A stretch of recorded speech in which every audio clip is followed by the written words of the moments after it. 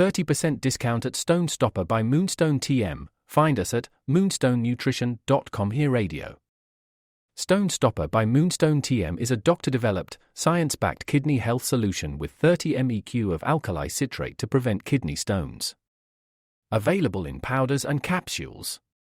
Enjoy an exclusive discount with my promo code moonstonenutrition.com. Here Radio to get 30% discount. Other shows we have for you to enjoy at myclassicradio.net. The Avengers was most certainly not a household name in South Africa prior to the radio series. With no national television service until 1976, the mechanism simply was not present in the country to show television programs to mass audiences. While many other countries reveled in the filmed adventures of John Steed and company, South Africa was not equipped to join in the fun. The series took Britain by storm and made a major impression in the American markets, being that greatest of rarities, a British series given a network transmission slot. However, as a film series, rather than a videotaped one, The Avengers was able to gain a modicum of exposure in South Africa through film rentals. Come and listen at myclassicradio.net.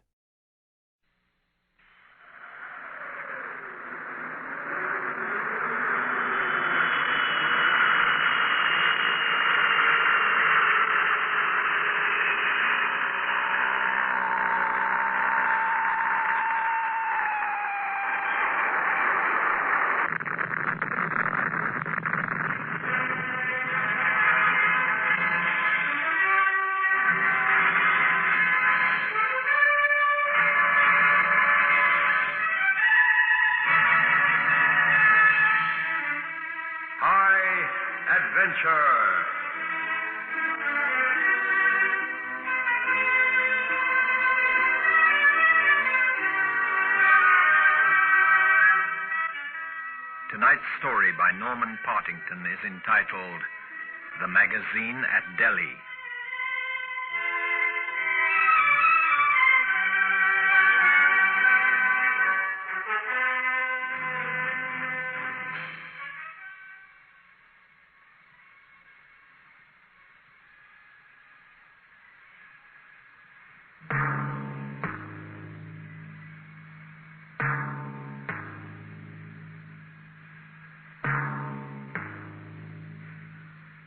By June 1857, 1/3 of India was aflame with revolt, as regiment after regiment of sepoys mutinied against the British, and in doing so committed unparalleled massacre. It wasn't a spontaneous uprising, and in the early part of May, a number of cities still remained uneasily peaceful, though neighboring communities were in the midst of grim fighting. On the 11th of May, 1857, in Delhi, capital city of the great Mughal Emperor Bahadur Shah, this aged monarch was being severely harassed by his two sons. No, you ask too much of me. But now is the time, my Lord Father. Now, my lord, whilst the British Ferengi is uncertain and ill-prepared. We must attack. Strike now. But why? The British do not bother me. They do not interfere in my lands, and they pay me respect. They have not infested Delhi. Infest? They are here in Delhi. 200 at least, my lord. A mere 200 peaceful citizens and 50 soldiers. 50 soldiers, my sons. The British promised never to station more in my city.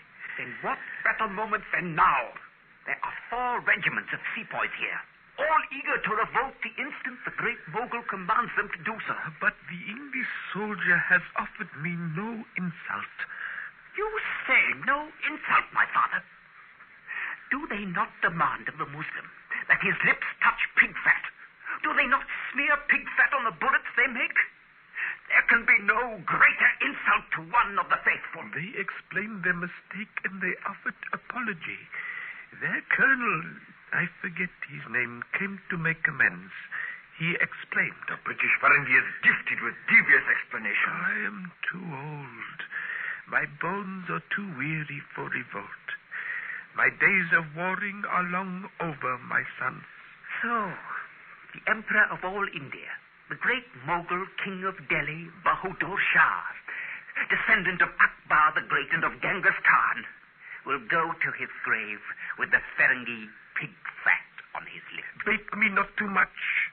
I am still king, and the blade of my executioner is still sharp, my son. Then use it, my Lord Emperor, on those who have usurped your sovereignty, the British Ferengi. Listen to the voice of your people, Bahadur Shah. They cry to you to lead them. In but an hour, we can destroy the British in Delhi. No. Age shall have no part in this. Take command yourselves if you must, but not I. My years weigh too heavy on me.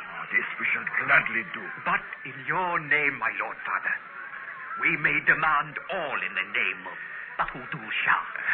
Yes, all. Now let me be. But think well on the magazine when you decide to attack.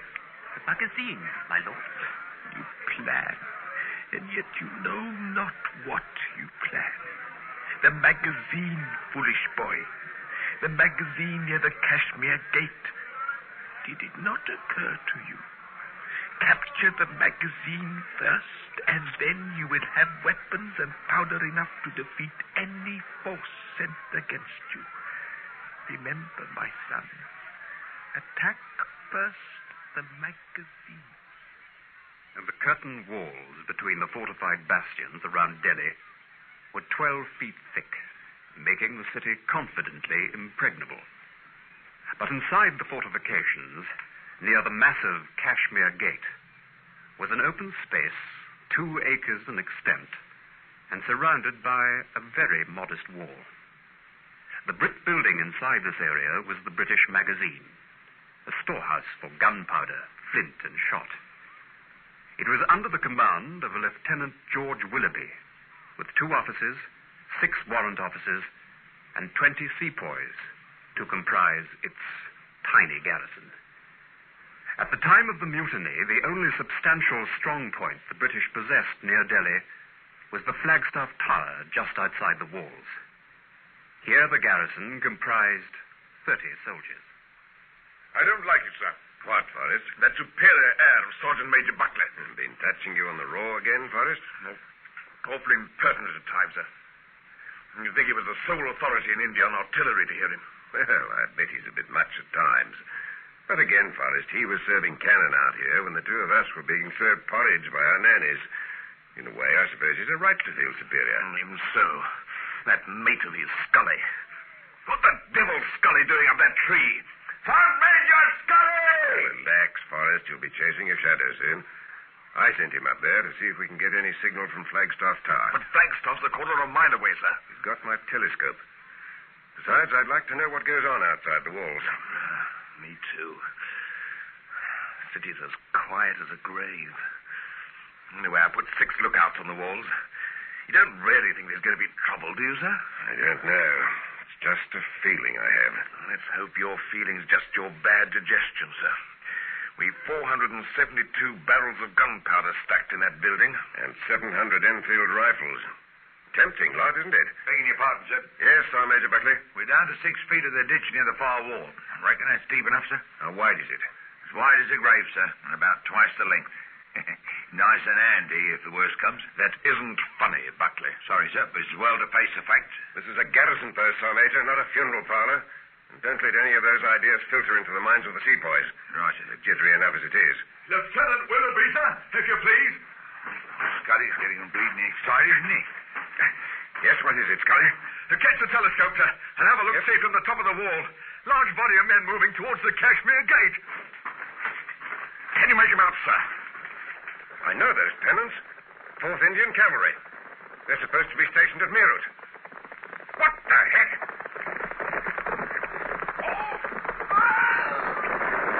They've gone mad. Sergeant Major Buckley, Sir? alert the garrison. Double bar the gate and barricade it as well. Send Scully here. I wouldn't have believed it if I hadn't seen it with my own eyes. Come on, Scully, up to it. 4th Indian Cavalry, weren't they, Buckley? They were. Came galloping straight across the bridge, and when the poor bleeding guard at the Kashmir Gate calls them to halt, gets a lance straight through his chest. and then on they gallop straight into the city. Let's get this gate reached up. Come on! Think we'd better prepare for a siege, Lieutenant. A siege? If I didn't know you so well, Forrest, I'd suspect you were making a joke. Look around you. We have one substantial building, 2 acres of fine garden, and a wall 7 feet high. If the mob had a mind to, they could lean on that wall and it'd collapse. This is no fortress, and there'll be no siege. But surely those 4 loyal regiments of sepoys in the city are enough to control that cavalry, sir. Would you like me to ride over to their barracks? Only if you wish to commit suicide, Forrest. The very air reeks with mutiny. And as for the 4 loyal regiments, my guess is that they'll join with the cavalry rather than oppose them. The gate's secure, sir, as long as they don't push too hard. Should I issue weapons to the sepoys on the staff, sir? Yes, I think you'd better, Scully. It'll double our own firepower. When you've done that, come back here with Lieutenant Rayner, Sergeant Major Crow, Sergeant Edwards, and Stewart. Now go on, get a move on, Scully. I think that's a wise decision, sir. Issuing rifles to the sepoys at a time like this, I mean. Look, Forrest, I share all your doubts, but if we can't trust our own staff, then who the blazes are we to trust? I soldiered with these men for years, and they've never let me down. All we can do, Forrest, is keep an eye on them, and at the first sign of any trouble, we'll... Just listen to them, Buckley. They're beginning to warm up, all right. Yeah, but what's all that Dean they're shouting? You ever heard that before? I can hear him, Scully, and I've heard that cry many times in the past. Too many times. And I've liked it less each time. It means kill, kill. It's what they all cry out when they're embarking on a massacre. However, let's get this flaming 6-pounder into position. Fit them up side by side so they can be fired in sequence. Right. Got it. Hold it there. Got it. That's it. 2 powder kegs here, Scully. Now put that round shot behind, but stack the grape shot near the end. Right. These guns are going to be serviced faster than they've ever been done in their careers before. You're going to use sepoys, Buckley? Not likely. I want people I can trust. There's going to be just you and me and the sergeant. Hey, Buckley, that reminds me. Did you hear what Sergeant Edwards had to say?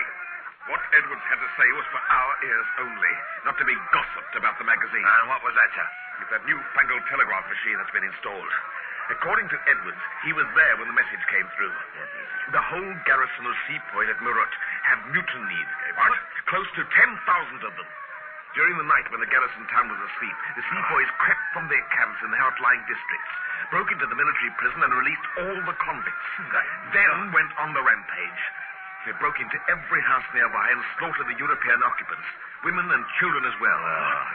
Then put the torch to the building. Having done that, they started toward Delhi. Meerut's only 40 miles away. A day and a half's march. That means the 4th Indian Cavalry Was just the advance guard of the mutineers. It looks as if Lieutenant Willoughby's got some news, too. It's happened. The sepoys in Delhi have joined in with the cavalry. The Emperor Bahadur Shah has done nothing to stop them. And I suspect he's providing them with the leadership and authority they want. I hardly think the Emperor... he must have been influenced by his 2 sons. They hate our guts, those 2.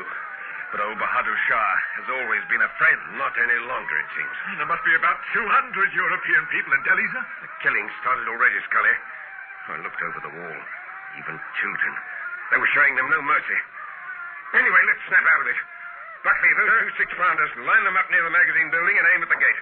Double charge each one with a grapeshot. Right, sir. Scully, get Edwards and Crow and put the other 2 cannon under those trees across the other side of the garden. Lieutenant Forrest, sir, take command of that gun crew and keep the gate as your target. Synchronize fire with me at my signal. And get Lieutenant Rayner to wheel up that big 24-pounder and sight it near the trench we had dug. Right, sir. That 24-pounder's not very reliable, sir. Shouldn't be used unless there's an emergency. And what in tarnation do you think this is, Buckley? It's not an emergency. Now push off, quickly. Aye, sir. All right, sir. This place is undefendable. You know that, sir. Even with a company of soldiers, we couldn't keep out the mob that's likely to come at us. You're telling me nothing that I don't know, Forrest, but we've got to make the effort. This was my first command, and it looks as if it's going to be my But last. if we make a break now, sir, whilst the mutineers are still disorganized, we could possibly reach Flagstaff Tower. But if we We've no stay... choice, Forrest. We have to stay. We've to stay and defend this place to the best of our ability. Come what may, those rifles and those kegs of powder must not get into the wrong hands. Well, you know the alternative. The last resort. I know only too well. I've already made arrangements in my own mind to lay a trail of powder to that magazine. I shall hold on until the last minute, and if need be, I'll take my command and the magazine up to heaven with me. And half the mutineers as well.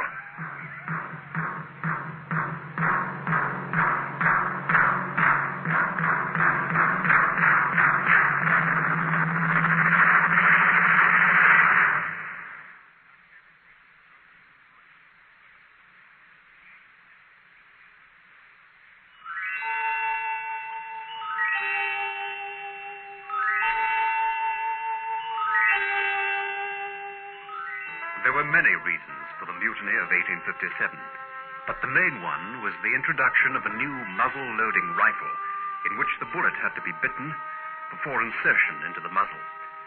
This would have been acceptable to the sepoys had not the bullets been greased with a mixture of pig fat and cow fat, the cow being a holy creature to the Hindu, and the pig a horrifying one to the Muslim. Though the grease was changed, it was by then too late. Mutiny had begun and massacre followed. Buckley, where's Lieutenant Raynor and Sergeant Major Crow? On the wall behind the magazine, sir, with 4 sepoys. Watch what you're doing with that buckshot, Buckley. Nearly had it on my foot. Who are you bothering with round shot for? It's grape shot you need for a charging enemy. Grape shots all ready. It's as well to be prepared, isn't it, sir? Pencil along back there. Right, sir. Lieutenant Forrest, sir. Take the far wall with 5 sepoys. Right, sir. Quick, get moving. Scully, over to your left.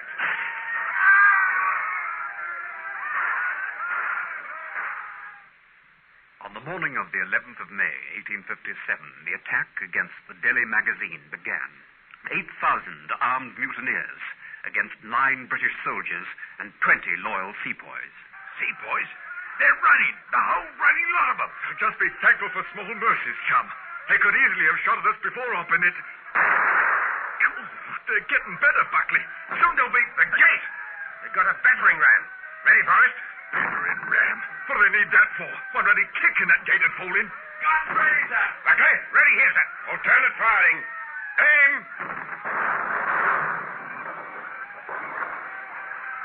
As the main gate crashed open in a storm of dust, 1,000 suns glittered on the blades of the frenzied mutineers as they jammed together in the narrow opening. Fire! One! Blimey, that grape shot cuts through 'em like chopped corn. Reload. Ready with gun. 2. They're coming in again, climbing over heaps of dead bodies. Fire! 2. Number 1's ready again, sir. Yeah! Buckley! Buckley! Scully! Fire! 1! Put a bandage on him. Buckley, can you understand me? Rear wall! They're coming over the rear wall! Rayner! Edwards! Stewart! Use your bayonets! Forrest! Fire! 1! Fire! 2! Get up, Buckley. Oh, come on, get up, mate. They ain't killed you. Fire! 1! Shut that hole in your face, Scully, and lend me a hand. Who was that? It sounded like Edward's voice. Fire! 2!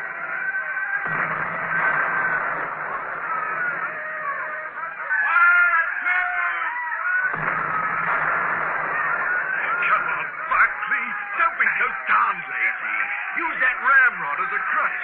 Fire! 1!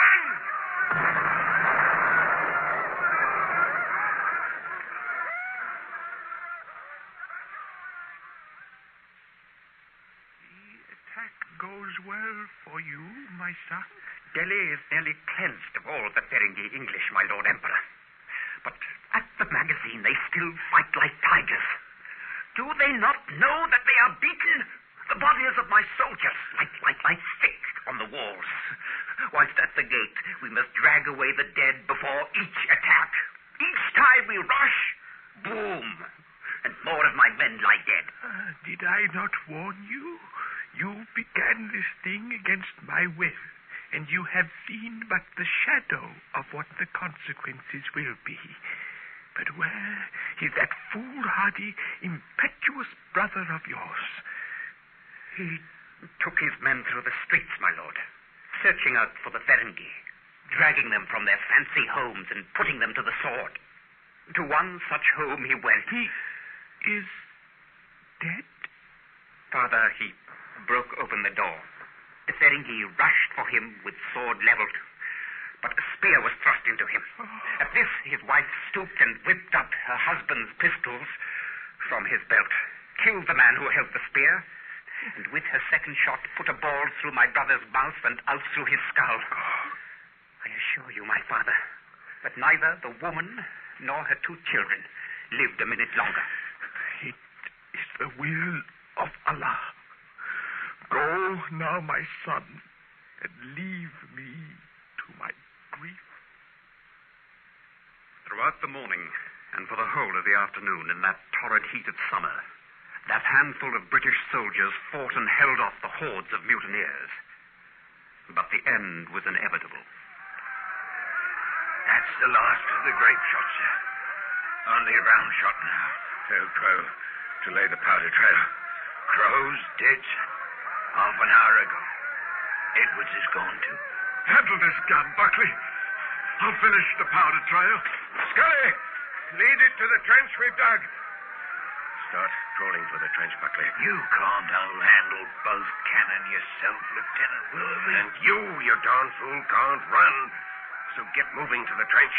Only after these next 2 shots. Begging your pardon, sir. Insubordinate idiot. All right. Load the round shot. Forrest! One more sequence. Then head for the trench. Right? Right, sir. What about the... Forrest! Forrest! It's Stewart. He's been hit. Coming in, Buckley. Fire 1. Fire 1. Fire, down you! Fire! Powder trail laid to magazine, sir. Right, Scully. Light the powder. Light the powder! Buckley, fire 2. Buckley, put your arm round my neck. And then hop along. Now, ready? We're always taught never to embrace the commissioned ranks. Right, Lieutenant Willoughby. Let's get up in. Get down, sir. I see him. Lighter were lying there, pretending to be dead. Then up he gets and tosses that spear. Well, he's dead now, Scully. Forrest, are they all here in the trench? All that's left of us, sir. Yes. Other 3 are dead. Hey, Scully, you sure you lit that powder? Can't see any darn flame. Ruddy thing's gone out. I'll put another match to it. Come back, you fool. You'll be killed before you gone 5 yards if you try to cross that ground now. Then I'll blast a magazine with round shot. Help me get the 24-pounder sighted on it, Buckley. Get back, Buckley. I'll give Scully a hand. What's the blazes, Scully? Sorry to shove you back in the trench, sir, but firing the cannon is my job alone now, sir. And duck your eggs and pray!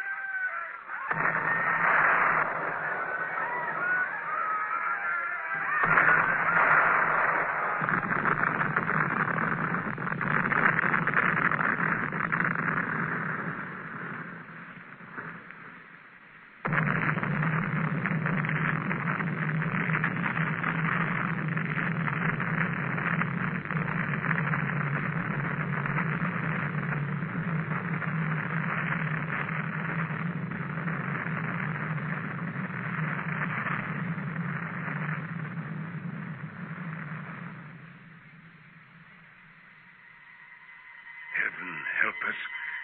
It's gone. Everything's gone. It's just a wasteland. Walls, building. All those houses nearby. They've all gone. There's just nothing but smoke. Smoke and debris. Scully. Where's Scully? He's gone as well, sir. And he knew he would, being exposed as he were on top of that trench. Poor bleeding Scully. And he deliberately pushed me out of danger before firing that cannon. Rest in peace, Scully. We'd best be moving towards Flagstaff, sir. Blimey. Explosions have even taken part of the main wall away, sir. Right. Quickly. Grab your weapons.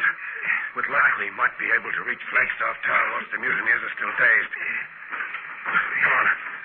Blasting. Quarter of a mile. If me crutches hold out, and if Sergeant Stewart don't collapse... How are you managing, Buckley? I'll take a bit with Stewart and I'll get to Flagstaff before him. That's the spirit. Down, everybody! It's not us they're firing at, Forrest. What's that? Get Brainerd to hang on to Stewart. You look after Buckley. And cover me, Forrest. Right, sir. I'm going on ahead over that open stretch. Move on when I signal it's clear. Take care, sir. I wouldn't... It came from that ruined house over there, sir. Keep down, sir. Stay there, Forrest. We've got to get across that open ground. Would have been better if we'd gone round to the left. Lieutenant! They've got Lieutenant Willoughby Buckley. They've got him. They've shot him. Best keep moving, sir. God rest his soul. Raynor, Buckley. Come on, Stuart. It's just a few yards more. Buckley, give me your arm. Right. Hurry. Flagstaff's opening its gates for us. Yeah. It's just a few yards. Buckley, keep going. You've got to make it. Buckley!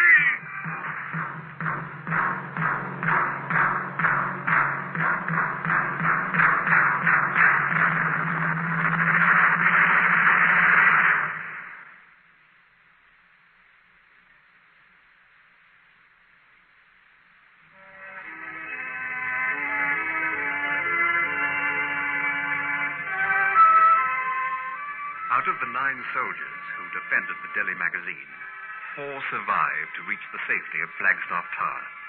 They were Lieutenants Forrest and Raynor, the injured Sergeant Stewart, and the badly wounded Sergeant Major Buckley. Subsequently, each of the 4 heroes received the Victoria Cross, whilst the 5 courageous men who were killed were immortalized by a bronze plaque that stands to this day in Delhi, where the magazine had once been. At that time, VCs were not awarded posthumously.